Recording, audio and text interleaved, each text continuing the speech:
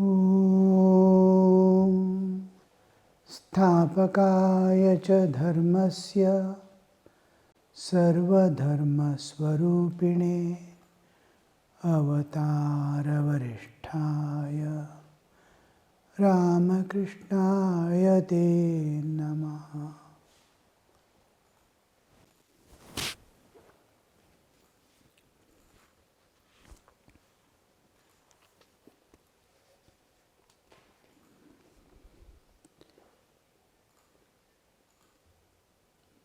Master to the devotees. As the tiger devours other animals, so does the tiger of zeal for Lord eat up lust, anger, and other passions. Once the zeal grows in the heart, lust and other passions disappear. The gopis of Vrindavan had that state of mind because of the zeal for Krishna. How they were purified to the core from the gross bodily existence to pure spiritual existence just by longing for God. Though they did not know Krishna is God, their love for them, that's what Sri Ramakrishna says, whether you believe in the story of Radha and Krishna or not doesn't matter. Look at their love. The love where one forgets one's own bodily existence so dear to oneself. The world that in which we are there, just like as deep as we are in deep sleep, unaware of the external world, unaware of the bodily existence. Again the zeal, again this zeal for God is compared to collyrium. Radha said to her, "Friends, I see Krishna everywhere." They replied, "Friend, you have painted your eyes with collyrium of love. That's why you see Krishna everywhere." Collyrium is something like eye text, which we put in the eye for coloring the edges with black to intensify the beauty of the eye. This collyrium is made, if it is, they usually give the example, if it is made with the bone of the frog, then it will see snake everywhere. Eyes will start. Put something in the eye that makes one see. Now just like getting jaundice. When a person gets jaundice, he sees yellow everywhere. Like that, collyrium is a thing. Normally we put the collyrium which we put for coloring doesn't do that. But it is, whether it's a myth or actual, we do not know. But there is a saying in Gospel also, that reference is there elsewhere. The bone of the frog, because frog is afraid of whatever we are afraid of. Frog is afraid always of snake. So its bone, if it is heated, burnt, and made a collyrium out of it, then the collyrium will apply to any eye, will be looking snake everywhere. Something like that. That means you have what is coloring your vision. We don't see Krishna anywhere. We see the objects. You are seeing Krishna everywhere. You must have applied something to your eye. This zeal is compared to that collyrium. Radha said to her friends, "I see Krishna everywhere." They replied, "Friend, you have painted your eyes with collyrium of love." That we can take it as putting upon a colored glass spexes. I see green everywhere. The glass you put is green on your eye. Whatever you see. They say that when your eyes are painted with collodion made of the ashes of frog, it is there you see. Frog's head, you see snakes everywhere. They are indeed bound souls who constantly dwell with woman and gold and do not think of God even for a moment. How can you expect noble deeds from them? They are like mangoes pecked by a crow, which may not be offered to deity in the temple, and which even men hesitate to eat. Constantly dwelling on the enjoyments of the world, mind gets attached to it and it creates a covering on the soul and on the intellect, wisdom. The mind is caught by the vasanas or the tendencies, the inner tendencies, what we have acquired. These tendencies do not touch any part of our existence except mind. It has a sway over the mind. It cannot control senses. Vasanas cannot control senses. Because senses just give the information from outside. It cannot touch intellect. It is nischyatmika. It cannot be. It cannot touch the body. The vasanas catch hold of the mind, which controls all this. Mind controls the senses, mind controls the body, mind controls even the intellect, it drags in its way. So, the vasanas always have a hold on the mind. If mind is caught, everything is caught. So, here we see those who are now, there is no inward vision at all. It is external vision of the external world. External Bahir Prajna alone is there, and Bahir Prajna is always of the world and worldliness. Nothing is there of the spirit. We can never see unless there is an inner transformation which changes our vision in the world, our attitude towards the world.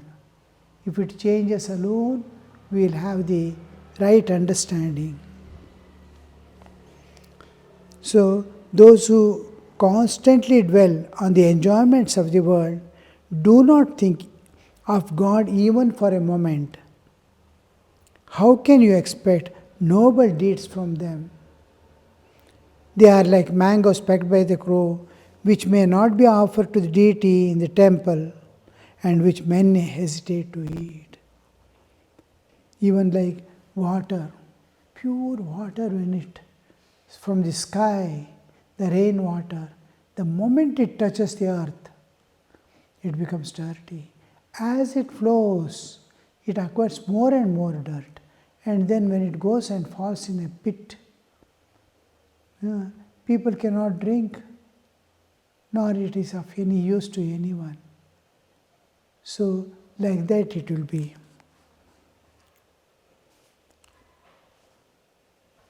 Bound souls, worldly people are like silkworms. The worms can cut through their cocoon if they want, but having woven the cocoon themselves, they are too much attached to them to leave them. And so they die there. First one, how a person gets bound and how he is always turned to the external world and doesn't see the reality, doesn't see God, doesn't see the inner world, doesn't see the transcendental existence, because his eyes are fixed on the lower side of the nature. So now he can come out. The bound souls can get released, but it doesn't want to release because of the attachment. When it understands many times there is a divinity deep within, it is seeking eternal bliss, eternal peace, and eternal happiness. It wants eternal things. They don't want momentary pleasures which is going to give pain, that also they understand. But they are not able to come out because the attachments they develop. That's why he gives the example of silkworm. Silkworm goes on winding silk thread on itself and makes a cocoon. And it will die there inside. The cocoon which I built, it has the power to cut and come out also. But it doesn't come out because of the attachment. It has made itself a worm, silk thread around it. That example, just these are examples, very clear examples, how a man or a person get caught in his own tendencies and doesn't want to leave. They are too much attached to them to leave, and so they die there. Free souls are not under the control of woman and gold. There are some silkworms that cut through the cocoon they have made with such great care, but they are few and far between. In cocoons also, some will cut and come out and fly away. And these souls, free souls, are like that. Even if bound, binding is one is our own binding. Another is nature binding. Nature has provided me a body. The human body is provided exclusively for realizing God, transcending the nature and going beyond. But the tendencies that are kept, acquired by the jiva within itself, doesn't allow it. Vasanakshaya must happen. The tendencies, the momentum gained must come down.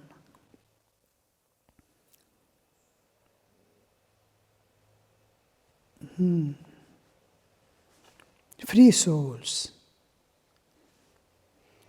It is Maya that deludes. Only a few become spiritually awakened and are not deluded by the spell of Maya. They do not come under the control of woman and gold. It is Maya that deludes, making a wrong understanding of ourselves. That is, thinking this world as eternal, thinking this world will give me happiness. One day or the other, I am going to settle down nicely in this world and live happily. All these are false dreams which are never going to be true.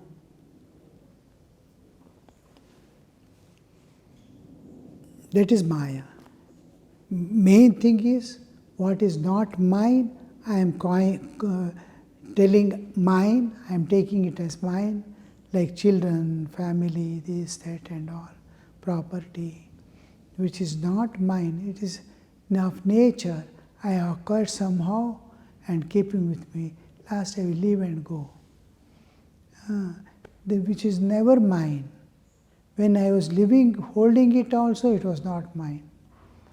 It was of nature. And bodily existence, which is, I am not this body, yet I call this myself to be body. I am never a body. Nature every day separates and shows you are not this body in dream, sleep. Yet waking up, I immediately identify. How did I detach? How did I identify with waking up? Is the delusion.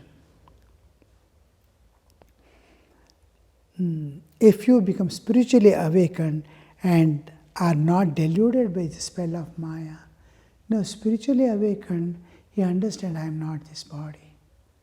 I am not this body. The moment he understands, I am not this body, I am spiritually awakened. inner spirit is awakened. The moment it is awakened, it understands I am not this body. I am not this body means nothing of the body is going to bind me anymore. No more bondage of the world. Now, when I am not body, what can bind me or what can tempt me? When you are asleep, no pain is felt. No temptation is there of the world. When you wake up, and when you wake up, when you are spiritually awakened, again the identity with the body goes off.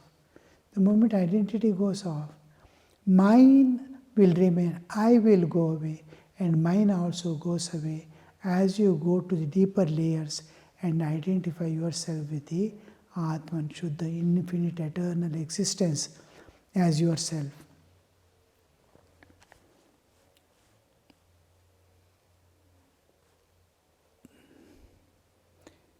They do not come under the control of woman and gold.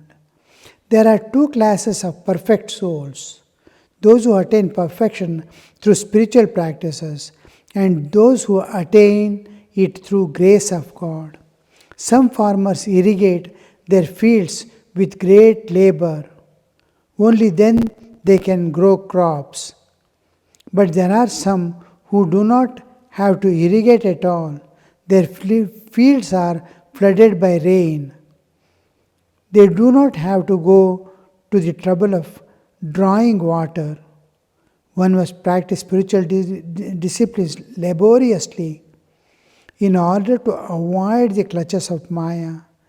Those who attain liberation through the grace of God do not have to labor, but they are few indeed. Now, there are two classes of perfect souls. Those who toil whole life, struggle, do sadhana, and then attain. There are some on which the grace of God descends unasked. Why? We do not know. Because there is no reasoning or logic in the realm transcendental, spiritual world. The law and order of the law of cause and effect of the world doesn't apply in the spiritual world. It happens. Why it happens? We do not know. Now, Totapuri Maharaj, who initiated Sri Ramakrishna into the Advaitic truths of Vedanta, that Totapuri Maharaj smoothly went through his sadhana. By the time, within 40 years, he reached the ultimate goal. By 10, 11, he left home. By 50, 55, he is already an enlightened soul like Buddha. How that he had not to toil much. Smoothly his life goes without fighting this, that and all. It's a smooth journey. Though it's a long journey, it is a smooth journey. Lives after lives, humans take struggle. Just because they keep the ego, even in sadhana. In spiritual life also, they keep that ego. I will do the sadhana. I will do this. I will do that. That I has to be always a surrendered I. I being belonging to God. Aham Brahmasmi must be contemplated upon by the understanding, Dasoham. Being surrendered, search for the eyes. Being surrendered, search for God. Being surrendered, do the sadhana. The aspect of this attitude of surrender, the surrender is only surrender of ego. You are not going to surrender anything except your ego. The ego converts the all sadhana into karma, because ego is there. Kartritva is there, I am doing. Whatever is done cannot lead us to the nastya krita kritena, akritaha kritena. What is not created, God is something that is not created, that you cannot attain through the action, kriya. So, akrita, kritena, through ego and doership, you cannot attain God. You can achieve anything in this world, everything you can achieve in this world, but not God. God is a source of all this, and us also. The ego is what makes us, differentiates and keeps us away from the reality. So this we see here, that the ego is converting the sadhana also. Very often our sadhana doesn't yield because I am doing with ego. Can you keep that ego at the feet of God? Keep doing, but go on telling, you are getting it done. I can't do, you do. That one. Actually, the sadhaka goes on struggling. Whatever he does, he cannot move a single inch in his spiritual life. Sits day and night, prays, does this, that and all. Nothing happens. No opening. Then slowly the attitude of surrender, the jiva acquires. It starts surrendering. As it surrenders, slowly the surrendering, then God and nature interfere and take the responsibility. I can't do. When the I can't do comes in, you have to do. The ego is surrendering. He is becoming like a child. Somebody has to lead him. See, old people, a few years back they were straight and strengthy. They were moving about on this earth, running about. As the old age comes, slowly a day will come, they cannot stand properly. They cannot walk without a support. They cannot run, they cannot get down. Last there will be a day when he cannot stand also. Then somebody makes him stand. Somebody holds the hand and takes. Then somebody carries him. The less the ego, the more is the external supports and things that come into the sadhaka's life. God takes the responsibility of those who cannot do themselves. So surrender slowly, surrender. Then he sees, last when he releases, no, I can't do anything more. I have done maximum that I can do. Then they say metal is ready for casting. So this, now after total surrender, the God takes up the body mind and start doing the sadhana again. There is no ego. God is getting done. God is sitting as if in the bodily existence. Now the soul is witnessing God is doing sadhana. When sadhaka was doing sadhana, God was witnessing and keeping quiet. Now God does the sadhana after surrender of ego, and the devotee goes on seeing God doing and attaining. Here there is not much time gap. Quickly they pass through the sadhana and finish off. The surrender of ego is not so easy, because we are in the realm of nature, and the ego of kartritva, bhoktritva, jnatritva is there. If bhoktritva also is not there, then also he can somehow surrender the kartritva. I want this and that. I want so many things in this world. The clinging to life, to be safe in the world, to be healthy, so many factors are there which is making the person struggle.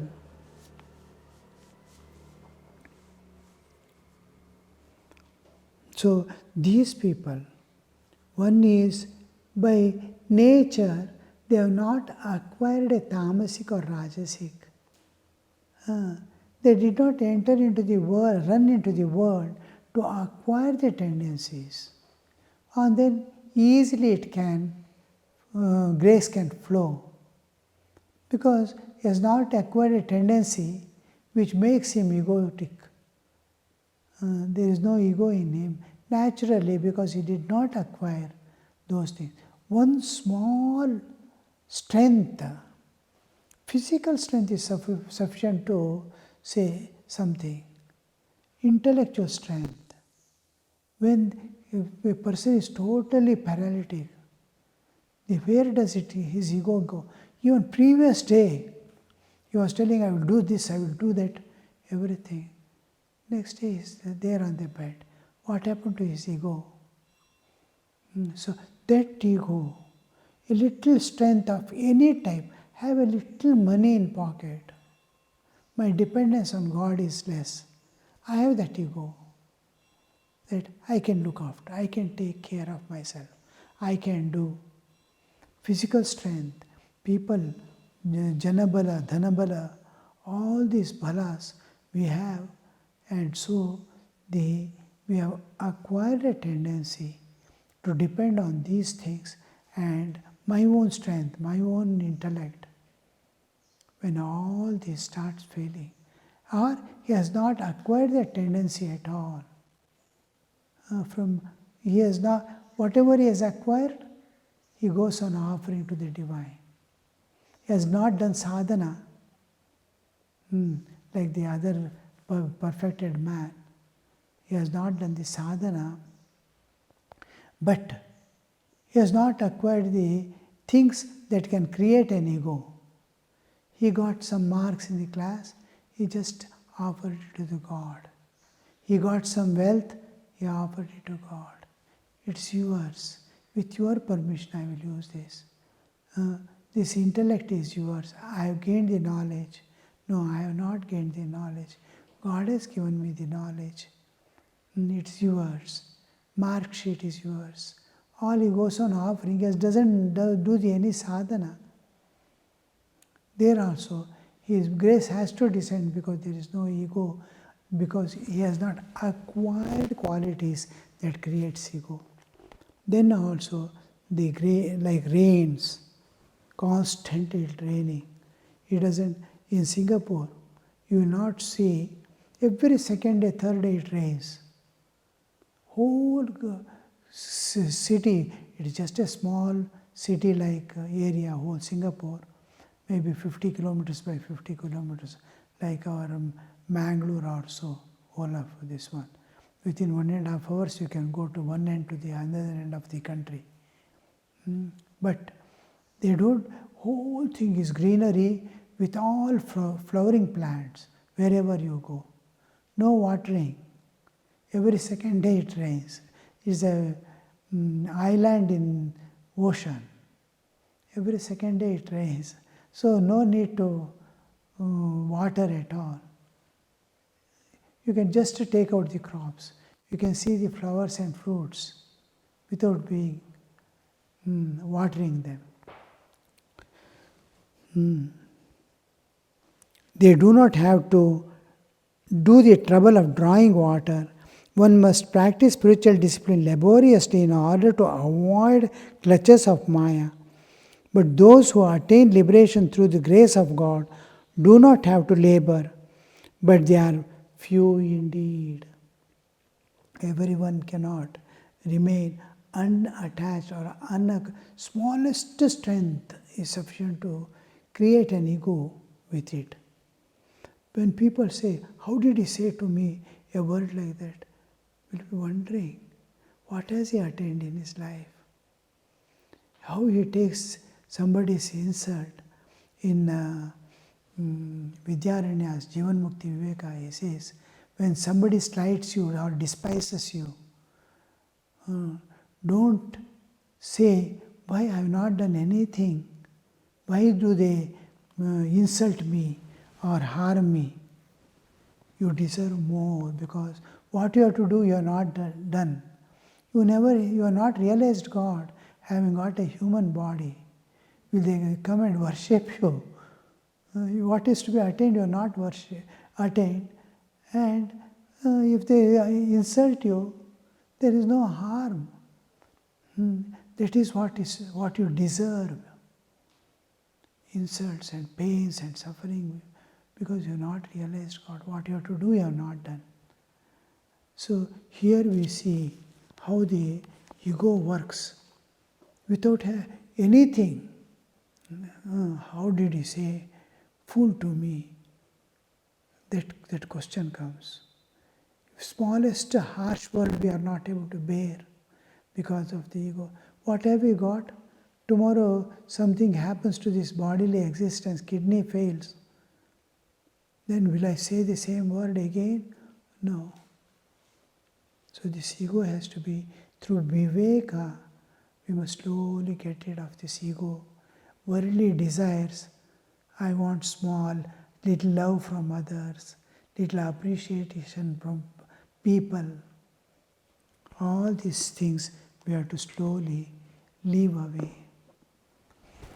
Om Shanti Shanti Shanti Hari Om Tat Sat Shri Ramakrishna Arpanamastu.